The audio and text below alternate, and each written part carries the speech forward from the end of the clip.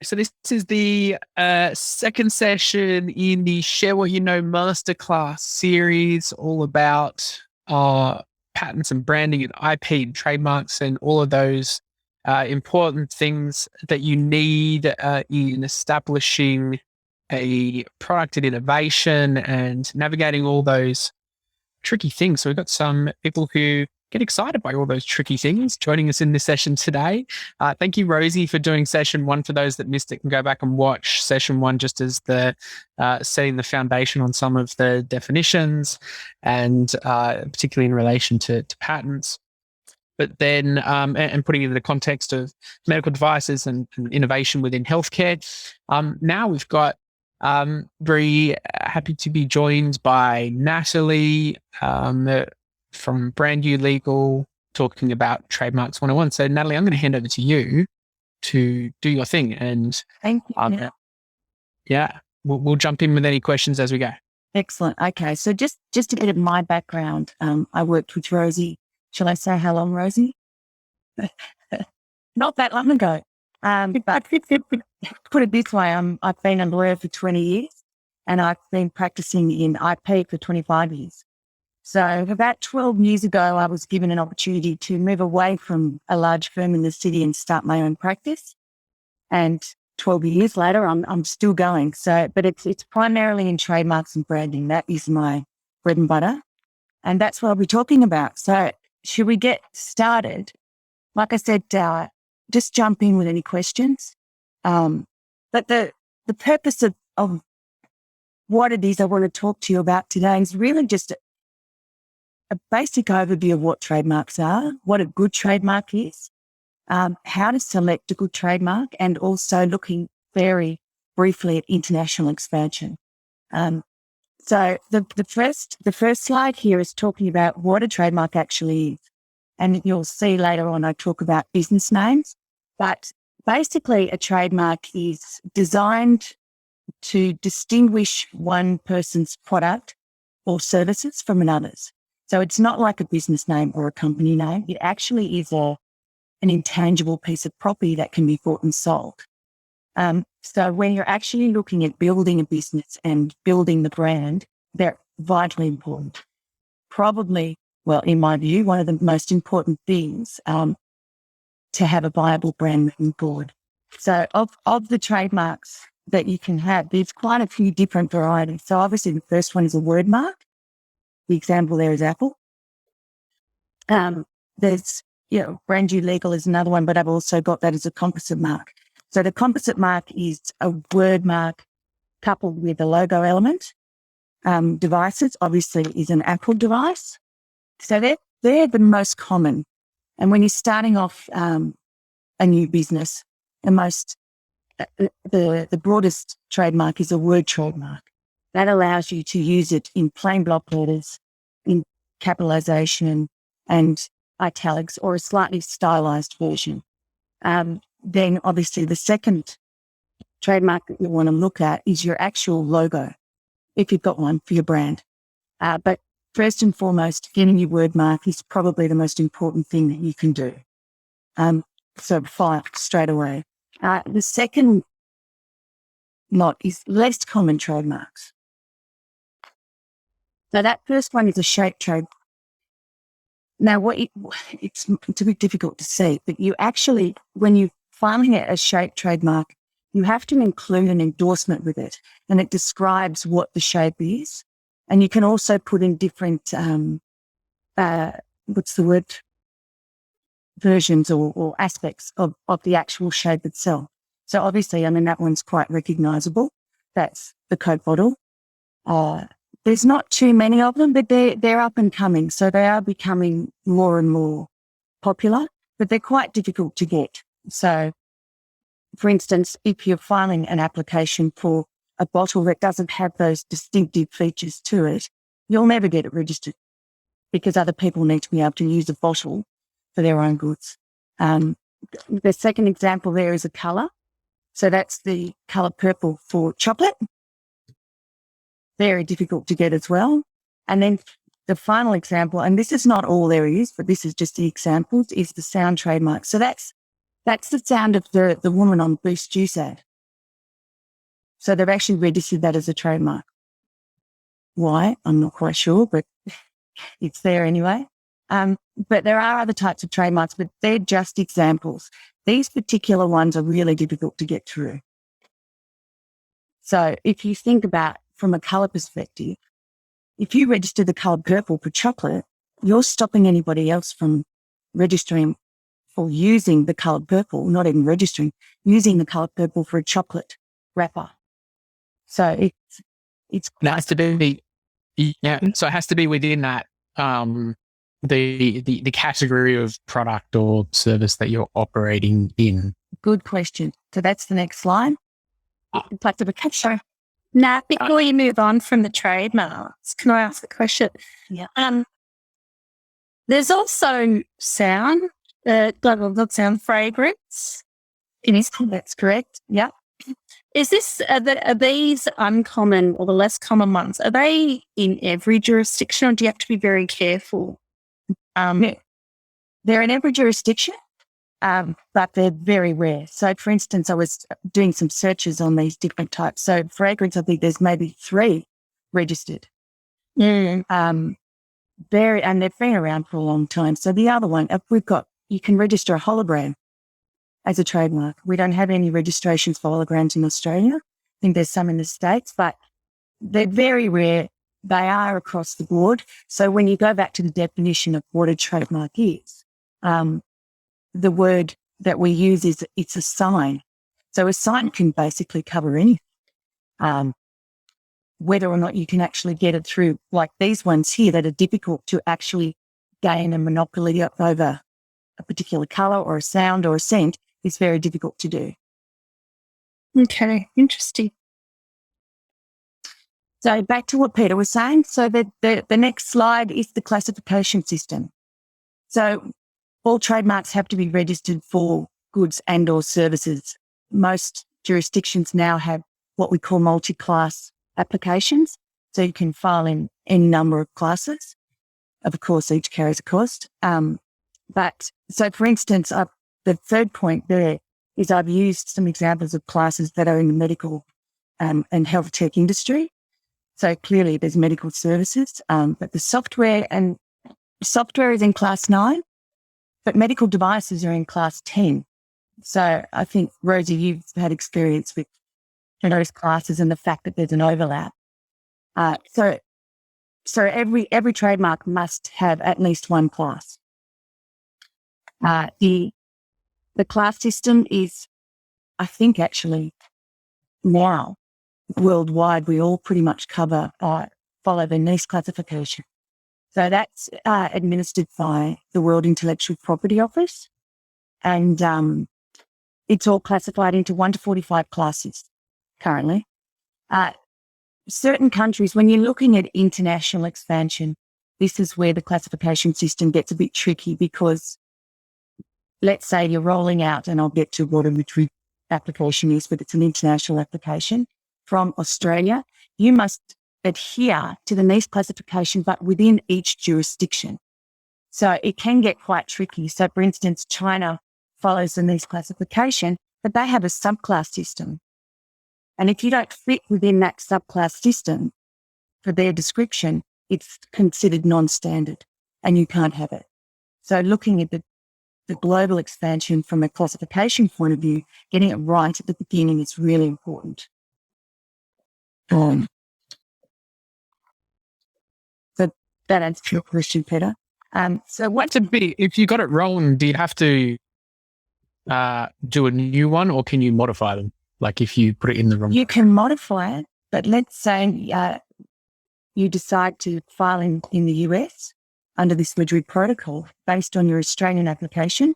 If you get it wrong and they've deemed it to be in a different class, then they delete that class. They delete those goods and services. It's not possible to transfer it across.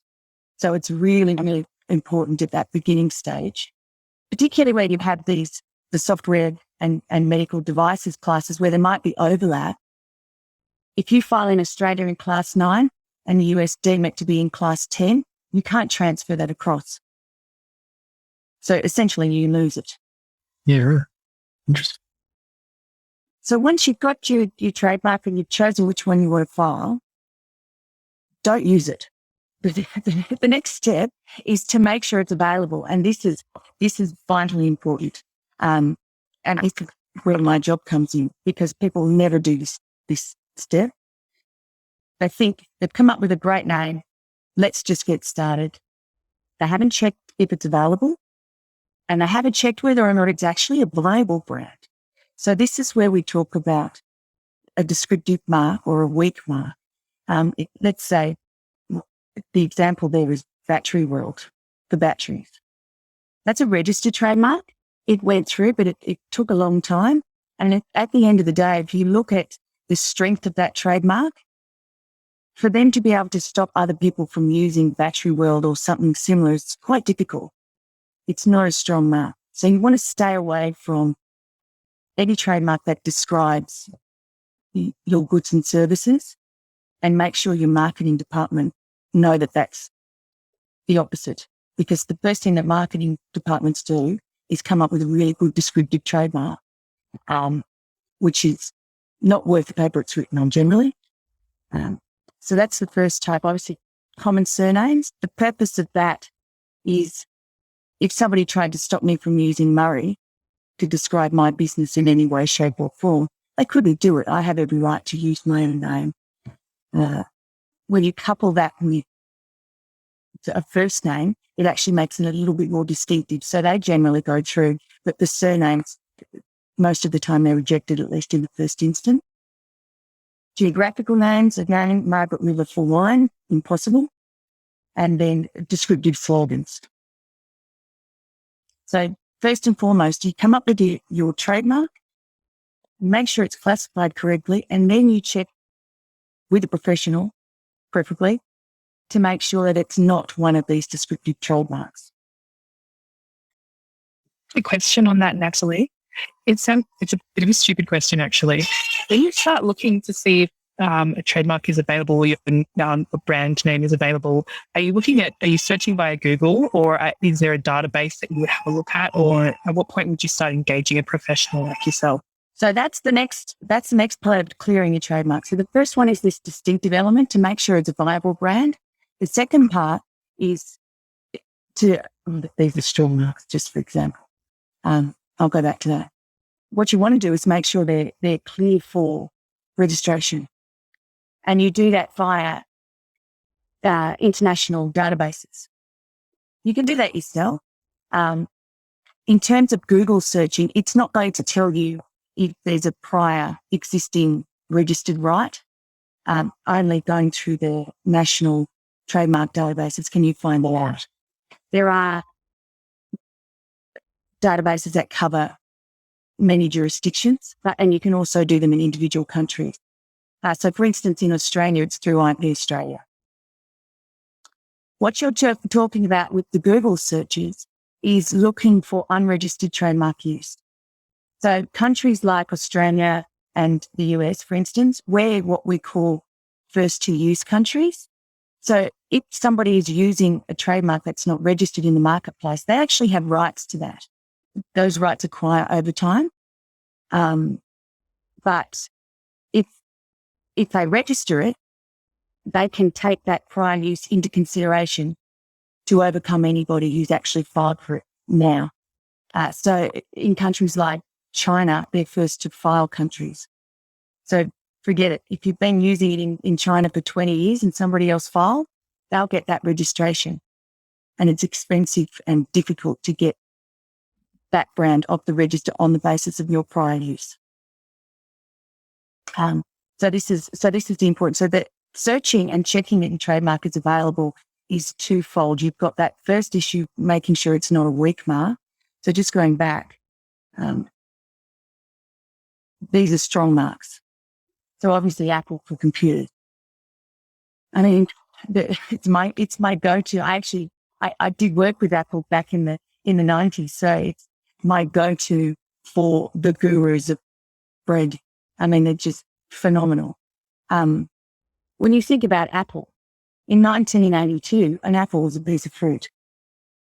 In 2021, I think most people think the first thing they think of is a phone for a computer device, and then the fruit comes later. So, it's just perfect branding. The second one there is the suggestive word. So Expedia, brand you, is another suggestive trademark. Made up words also equally as strong. And then, of course, your logos, your unique logos.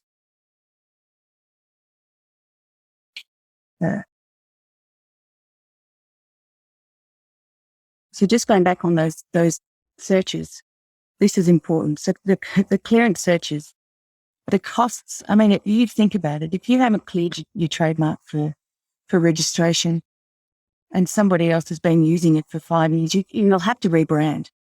Or worst case scenario, they'll try and sue you for trademark infringement. So the cost upfront of conducting a search far outweighs what could actually happen if you don't do that first step. Obviously, it shows if there's any potential obstacles to registration. It will also reveal if somebody's got something similar out there that you don't want to conflict, that you might conflict with.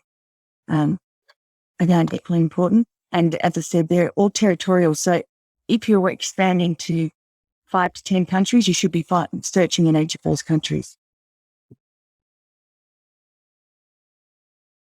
So this is the important one. So this is just a summary of the common mistakes. So the first one is touching on what I said earlier. A business name and company name registration is not a trademark. It's a license from the government to use a name, and it distinguishes you from other people who are trading in the marketplace, but it doesn't distinguish your goods and services. Only a trademark gives you that. So even an unregistered trademark, it's not the same as a trademark registration, which under legislation gives you the exclusive rights to that name. So most people register their business and company name and think that's it, I'm covered. And it's far from the truth. And the amount of conversations I've had over the years where people call up and say, but I've registered my business name. It doesn't matter. As soon as you register business name, put in a trademark application. The other common mistake is delaying filing. So again, jurisdictional rights. Let's say you have this brilliant brand in Australia and people in the States get wind of it. They could go and file your trademark underneath you. So same with Australia. So don't delay. Get it filed as soon as you possibly can. Then the third point there is going back to the class system. So it's the right coverage. So if you've got, Rosie, I'll use an example again, devices or software that's used with a medical device, and you register in class 9 and you don't register in class 10, you haven't got sufficient coverage. You need to make sure that it's in the right classes. Sometimes the classes overlap.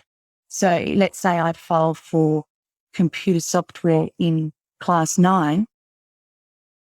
That should cover me for somebody registering the same or similar trademark in class 42 for software as a service. But it doesn't always happen. So it's important to make sure at the outset that you've got the right coverage. And looking at an expansion plan of between 2 to 5 years is a good rule of thumb. Where you might be today might not be where you're planning on being in the next 5 years.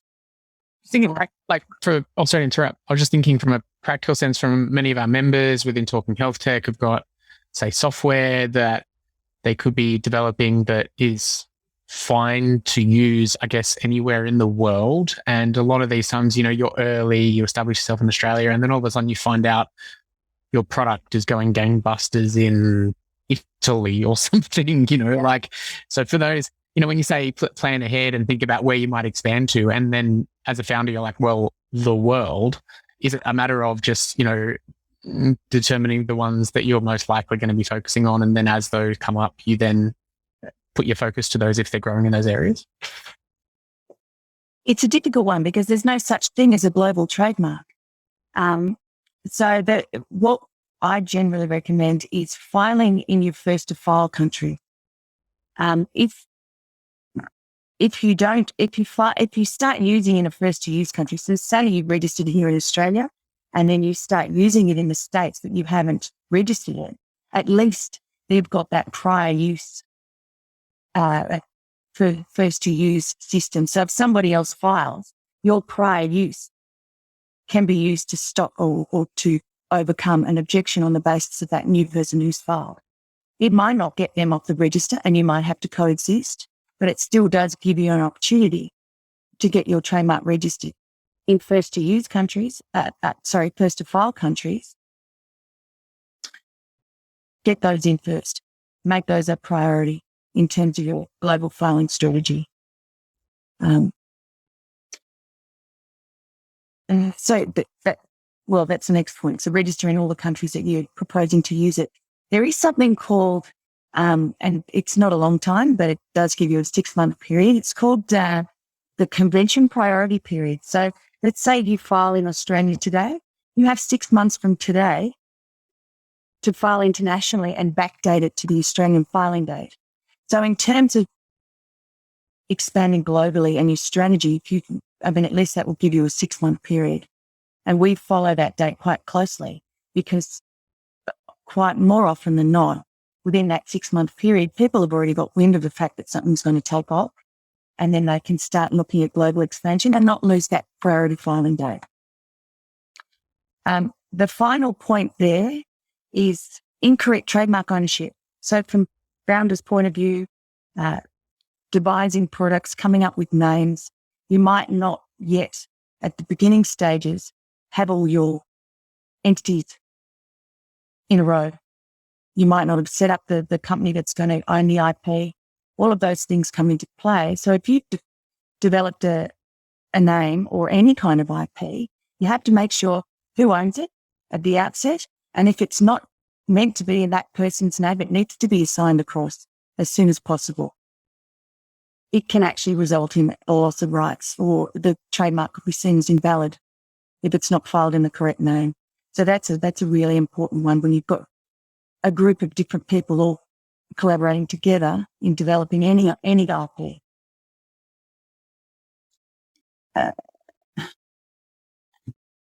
So you've got your trademark, and once it's registered, it will sit there, but you need to use it and you need to police it. And if you don't use it correctly, I'll get onto policing later, but if you don't use it correctly, it can become generic. So that example I've got there, the first one is Kleenex. Not so much here in Australia, but overseas in the US, they call tissues Kleenex. Xerox photocopiers, they call Xerox. What's an example here is Doona. So we've got a registration for, I think it used to be Tontine, but anyway, Doona is actually a registered trademark. But it's become generic. So what? Band-Aid one as well? Band-Aid's one, isn't it? Band-Aid's one, yep. I think is it Escalator or Elevator? One of those two as well. I think back in the day lost it. Oh, really? I didn't know. It was really common things where, have become generic terms. Mm. This is, the money, they still maintain these registrations, but they're really not worth the paper. So in Kleenex, the correct way to use a trademark is to always use the descriptor of your goods and services after. So Kleenex tissues, Apple computers, Doona quilts, Xerox photocopiers. So I think that one's important. And that actually ties in. I'll just skip forward quickly. This last one here. So avoid all variations. Don't pluralize your trademark. So those examples there, Apple's new store is opening. It's Apple opened a new store, or Apple Computers opened a new store. It just dilutes the protection that is afforded by the trademark. And these things at number 5 help to make them become generic. The second one there is in text. So if you're using your mark, but say on your web page, try and make it stand out from the surrounding text. So as I've said, underline it, capitalizing whatever you can just so it stands out, not with the descriptive word, so just the trademark itself, but always follow it with what the descriptor is of your goods or services.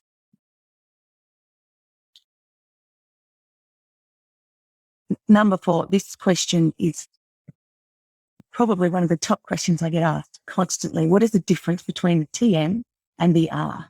So the TM can be used on any trademark. It can be unregistered, pending, or registered.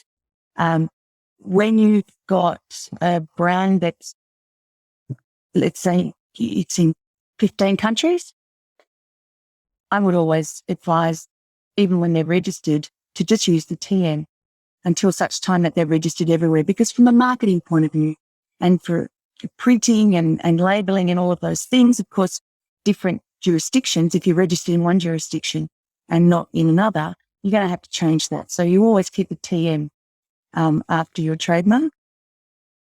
What you can do on packaging is actually qualify what that means. So if you put, say we've got Apple TM, you'll often see on packaging at the bottom somewhere, TM is a registered trademark of Apple. Just so people know, that's the whole purpose of the TM symbol, is to make sure that people know that there's trademark rights associated with that trademark. The R symbol can only be used when a trademark is registered. And in actual fact, although I don't think I've ever known it to happen, it's an offence under most legislations to use the R unless it's registered. By offence, you're not going to jail, but you might get fined. So never use the R symbol unless you've got a registered trademark, and that's basically worldwide. But always, so if you've got your I'll just go back to that other screen. So that example here, number 1, where it says correct, I need a Kleenex tissue, you would put your TM or your R directly after the X and before the word tissue. And that should be... Sorry? This is something I've thought of before, because I remember cleaning up proposals and things that were coming through, and someone went through and obviously did a find and replace and added a TM at the end of every single reference over a 16-page document, and it was remarkably distracting. When you think about like the actual purpose behind that in terms of putting the TM at the end of it, like it's just a flex to say we own the trademark to this, so don't bother looking for it. Is that like, because if you don't put it on there, it's not like you don't have a trademark. It's just that you're telling everybody I've got this trademark. That's exactly right. That is what it's doing. It's a notice to the public that there's trademark rights associated to it. And you would think that people would be less likely to want to rip your trademark off if they know that it is actually a trademark. But if you look at, the big companies, they always use that. They have specific pages and pages of trademark policy and proper trademark use and third-party trademark use and who can use it and how they're allowed to use it. And they will come down on you like a ton of bricks if you don't use their trademark correctly, which is why they've got the brands they've got. Because they've avoided, there's so many times when I'm putting evidence together that, like I said, with the plural, people are their own undoing. They think they're being clever by using their trademark in a descriptive manner or a generic manner, but they're actually contributing to a loss of rights and diluting that brand. So marketing departments are key with these points. And generally, I get people to print this off and give it to all the marketing people. And this is how you use it, no matter what. And that's where you get that. You can actually devise that trademark policy, which is advisable. This one's another one that I get asked often. Why register a trademark?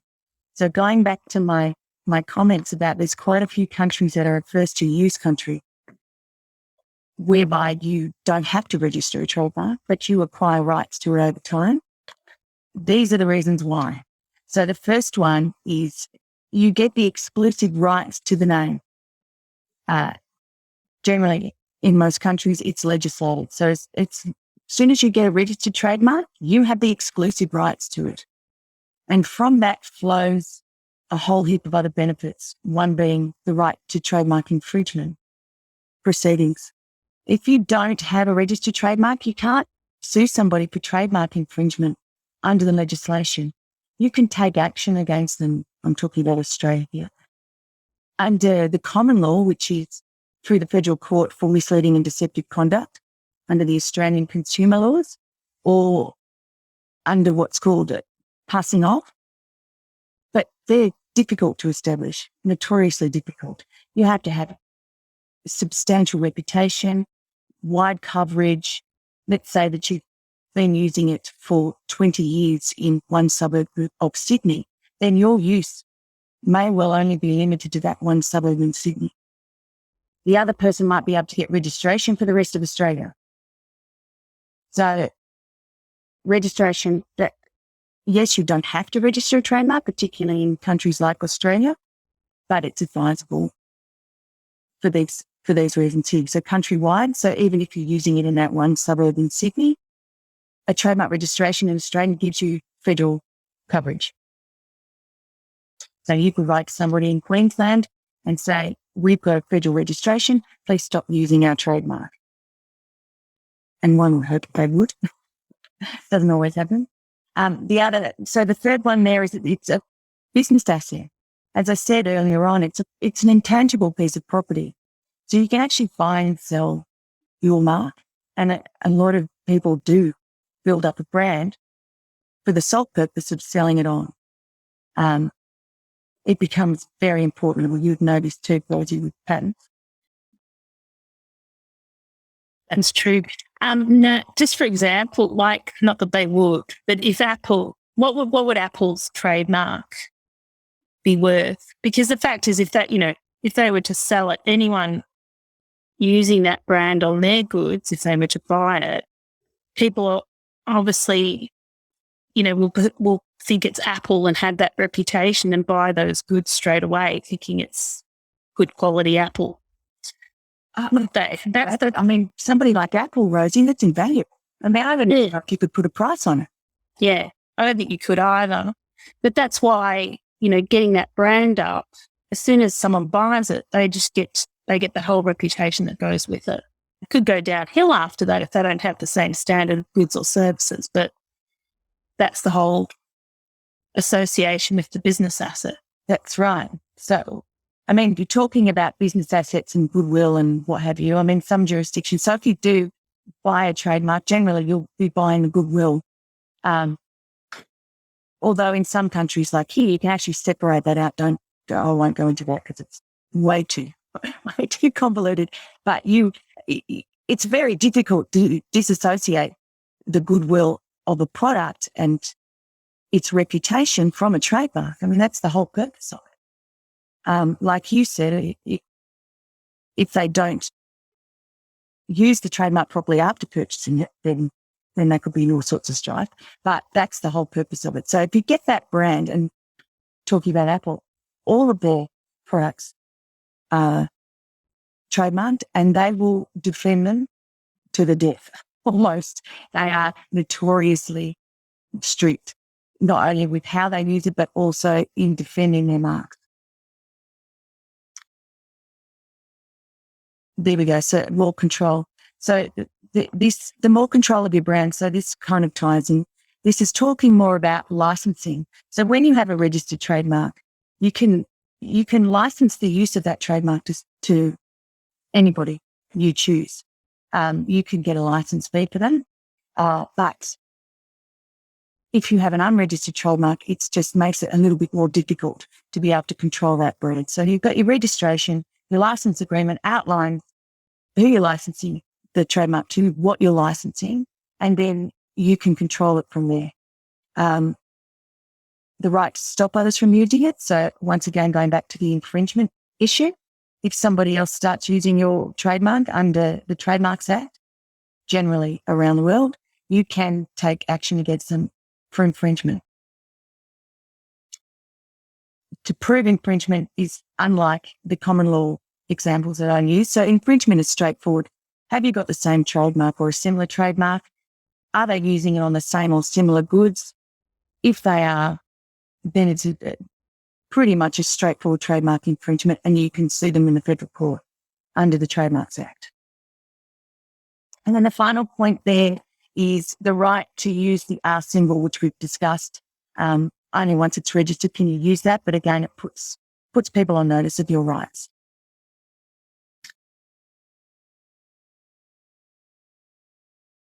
So going back, this ties in with that, it's policing. So once when you've got your registered trademark, it will sit there if you don't police it, you could lose your rights. So what you need particularly to do internally is just every so often. So if you don't use a trademark in most countries for 3 years, it can be vulnerable to removal or cancellation for non-use. Somebody has to take that action against you, but it can still be vulnerable. The States is different. If you don't use your trademark within 5 years of the registration date in the US, and you don't put in a declaration of use, you lose it. So that's a slightly different system to most other countries. But in terms of policing and making sure that nobody's using your mark, it's trademark watches. We set up watches for our clients, and they're basically global watches across those global IP databases. Internal searches are really important. So if you set somebody up in the marketing department, they can just do their own database searches and Google searches as well, just to see if anybody else is misappropriating a mark. Copyright registration. Now this is interesting. So in most countries, copyright is automatic. So as soon as it's called a work, and as soon as you devise a work, copyright will subsist in that work. In countries like the US and in China, you can register your copyright. So there's not really copyright in a word. Well, I'm talking more about a logo or design element. So you can register that, and then you can actually register the copyright and the trademark registration with customs. So if somebody else has got a brand with your name on it and your logo on it, and you've got registration for both of those, customs can stop them from exporting. So that's what China is notorious for it. So we've got quite a lot of our clients set up with customs, with copyright and trademark registration recorded. Natalie, can I just ask a question about use? In a software context, if you're registered but you're using it may be in a closed beta or something that goes on for a period of time. Is that classified as use, or does it have to be used or seen publicly, or how's it qualified? It has to be, well, generally it's called genuine use. Mm. Or it has to be use in the course of trade. So that example, that's not use in the course of trade. I'm just trying to think. I don't think there's any. You could argue it was use. It just depends on who sees it. Mm. Does anybody see that? Is there a third party recipient seeing that trademark in use? Probably not. Probably not. No. Could it be the beta testers, the people who are trialing your services? That would be in that respect. That would be used in the course of trade, Right. probably. So in that respect, yes, it would. There would be an argument for it. Mm. But not as solid as being up and operating in terms of anybody coming to the product and being able to subscribe to it. Okay. So you don't have to have sales in order for it to be deemed use in the course of trade, which is the scenario that you're talking about. Mm. It would help, but you don't have to. As long as it's being seen by somebody and you can establish that it's genuine use of the trademark, then I think you would have an argument for that. It just wouldn't be easy. Yep. Okay. Thank you. So this is the international. This is quite in depth. So I'll try and keep it as simple as I can.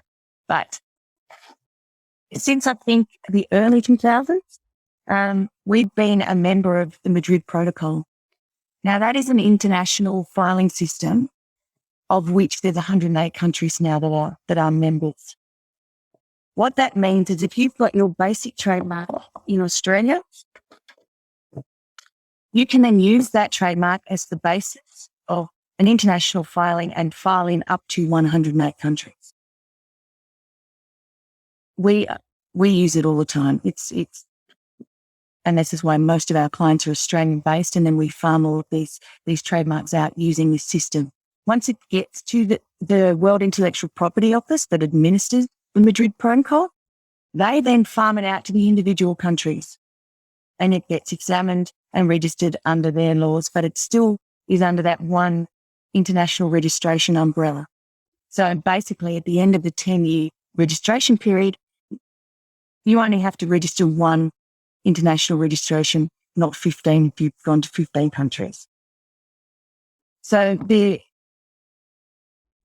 countries that aren't covered by the Madrid Protocol, it's still possible, but you would file nationally through local lawyers and their local trademark office.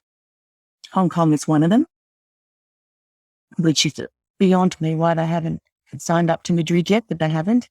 Taiwan is another one, but China is part of the Madrid.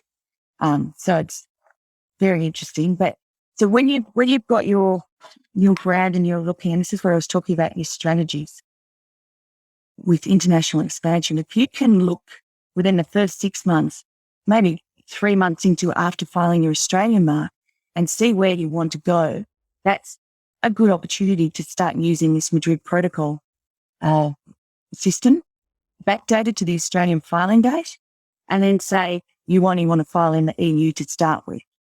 Once you've registered in one using the Madrid, you can then add designations for different countries for as long as you like, all running from that one international registration.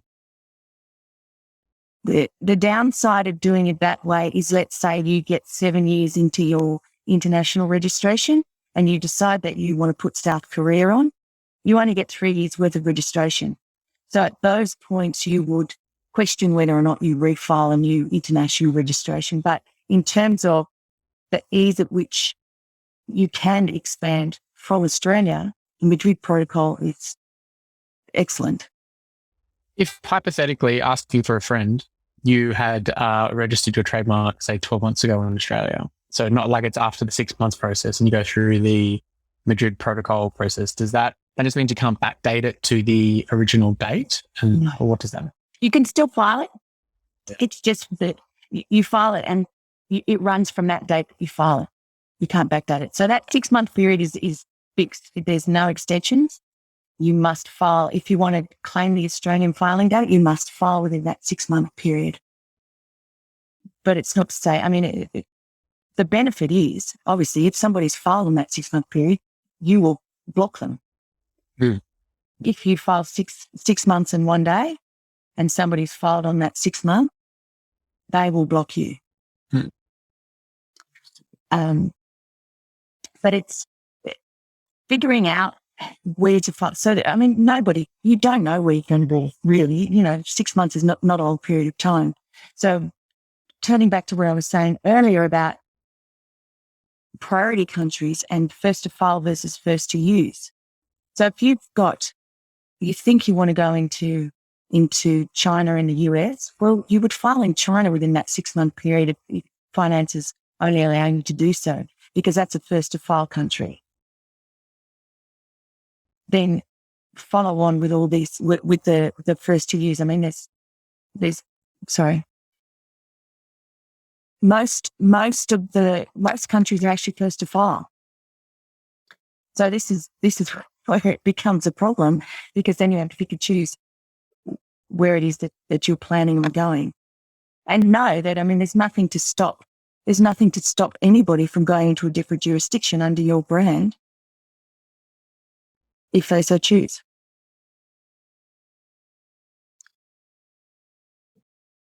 So that, I think we're at the end now. So really, I mean, at the end of the day, I think that the takeaway is figuring out, obviously, first of all, what your trademarks are to start with. You don't have to register everything, but your core trademark, obviously, your core design, and then any products or any product names that you have, making sure that they're available and not descriptive at the get-go will save a lot of time and money. With this international expansion, this is the same worldwide, but as soon as you file your trademark, it gets examined in each country that you go into. And we're all pretty much following the same rules. But one of the objections is if it's descriptive. And of course, if there's other trademarks on the register, it can get very expensive if you haven't done those pre-filing checks and you have to deal with all of these objections once they're examined. So would it be that if you had, say, 10 countries under the Madrid protocol, so you would do some preliminary research to see whether it was registered in each of those countries before you did the Madrid protocol application? Is that right? Definitely. Yeah. Okay. Yep. You could file, it depends on the brand, but you don't want to be starting off with a brand that you'll get in 3 jurisdictions and 7 of the ones that you wanted you can't get. You just have to rebrand. So, and it happens all the time. People file trademarks without thinking ahead in terms of which countries they're going into. And even if you're not thinking beyond, say, the UK and the EU, if you can do something called a global knockout search. And that just gives you a snapshot of what is or isn't in the market. Recently I had one where we had filed in the EU and there was somebody in Germany who had an identical trademark that blocked our entire registration. We couldn't get it. We offered to exclude Germany in terms of use. We couldn't exclude it from the actual registration. But that's just an example of the fact that we then had to reset and start all over again in individual countries in the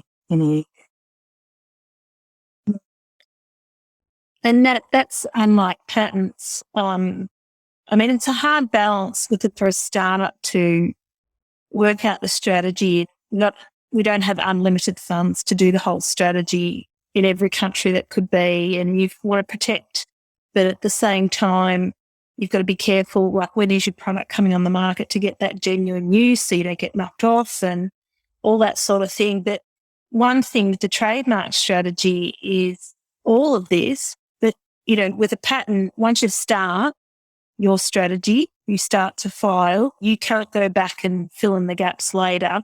Whereas with the trademark, you can, because once the patent's been filed, if you file in Australia and then it's 3 years later, you go, oh yeah, I'm going to go to Canada. You can't do that. Whereas with trademarks, you can. So it is a balance of strategy, funds, and then having the budget to set up for future when you do get the funds to fill in the gaps and hope for the best. Well, that's where the first to file, first to use countries come in and prioritizing those countries. Because if in Canada, it's first to use. So even if you start using your trademark in Canada and you haven't got your registration there, that's not the end of the world because you've got that prior use. So it might cost you a little bit more in time and money to actually get it registered. But so you would prioritize those countries. So let's say priority 1 is China and the UK because that's first to file, and then US and New Zealand second priority. And do searches. So you actually go into the country. If you don't have the funds to register in the US and New Zealand, do some pre-filing searches before you start using. Then start using. If it looks clear, then start using because that prior use will come into play when you put your application in. Yeah. So that's the strategies can be quite complex, but you're right. I mean, trademarks do have a little bit more pliability.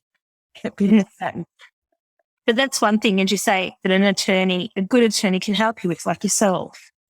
is trying to go, if you have limited funds, you know, a lot of clients used to come to us and go, just file here.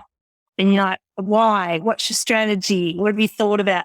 Because you might be able to tell them, well, actually, it's better spent if we did it this way, and help them out. But it's a juggling act strategy. I'm doing my strategy now with you and trying to work out, it is. It is a struggle, but people are becoming a lot more savvy with how they do things.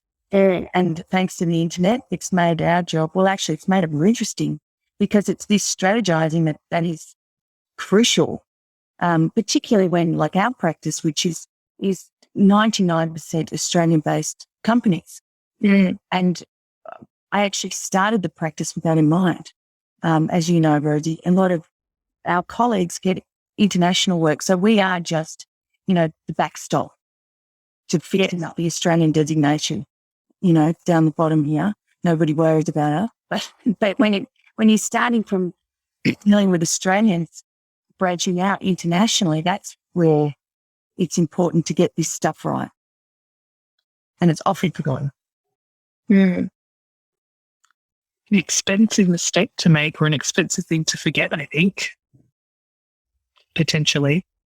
It is, but they only realise that when they've made a mistake. So the irate phone calls but it was my brand and I own it. It's this conversation, it's jurisdictional. You don't own it overseas. You didn't file it within that 6-month period. You didn't look at where you might be in the next 2 to 5 years. And it's important. It's vitally important and would save tens of thousands.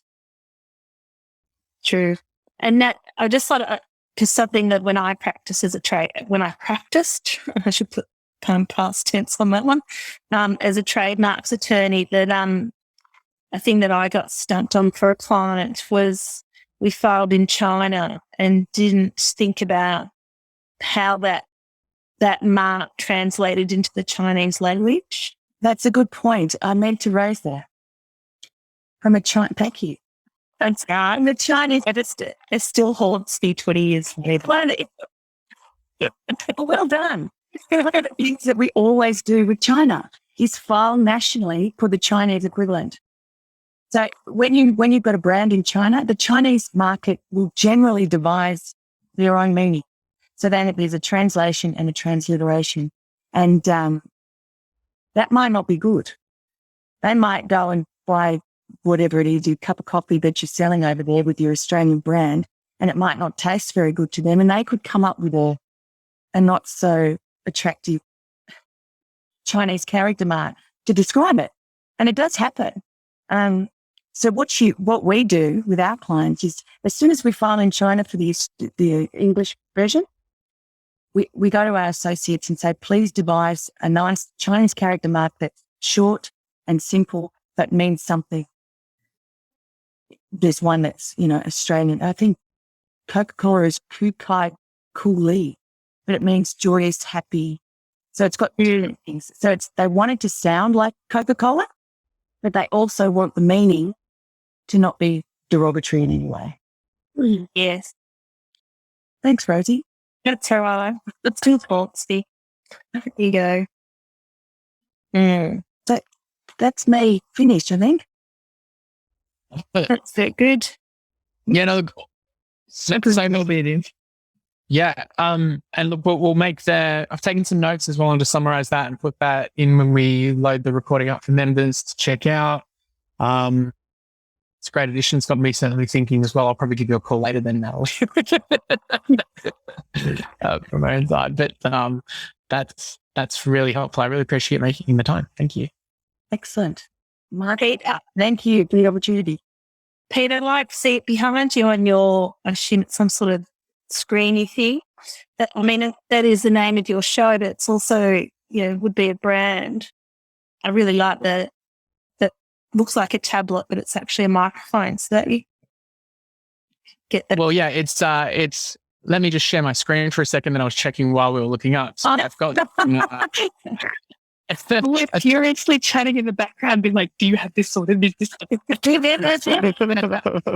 It's a capsule part of the microphone with cord extends from. Yeah. Yeah, but that's in Australia. Oh, well, that's good. So that's ready. Yeah. Yeah. That's the thing is always revisiting your goods and services periodically to make sure they're still relevant to what you're doing. That's, you know, I don't do it. people do their, you know, patents you have to keep going, but trademarks, they file it and then they go, yep, we're protected, it's all done. But it is an evolving thing because your company evolves and your brand evolves, you know, and getting, so your component, I'm going to say you could have got even just the logo on its own and the wording and therefore could use it, you know, as a composite or separately, you know, and there are things to consider.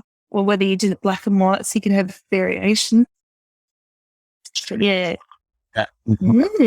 We had no intentions of doing anything outside of Australia when I registered it for what it was, and then now we've got a more global audience, and that's shifted too. So that, yeah, it's been a timely reminder from my side too. So, yeah, I think that's the challenge, particularly with software and SaaS that I'm more in, is that there's intention for a global audience, and then there's you, because we're interoperable with other platforms.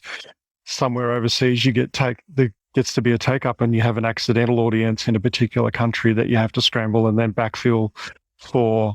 I didn't realize that the second biggest segment of my market is in country X that I wasn't intending to go into. You know. Yeah. I mean, we came from the pharmaceutical world, and that's why you always protect the countries, one population, but then the generic countries. Where you've got a physical product, then I guess you've got the advantage of you're shipping into it or you're building a market into it. So you build market ship and build an audience. With software, particularly in the SaaS world, you can be, you know, people, and then you've got also the challenge of where people are registered and where they're actually using it. And where they're using it potentially with a client in a health tech context is, you know, even within Australia, you've got practitioners who are registered in Australia seeing Australian clients, but the client and the practitioner are both overseas at the time that the service was delivered, and you've got some other stuff so there's a lot of things to think about. This is just one of them. So it was really informative, Natalie, slightly terrifying. Just a matter of,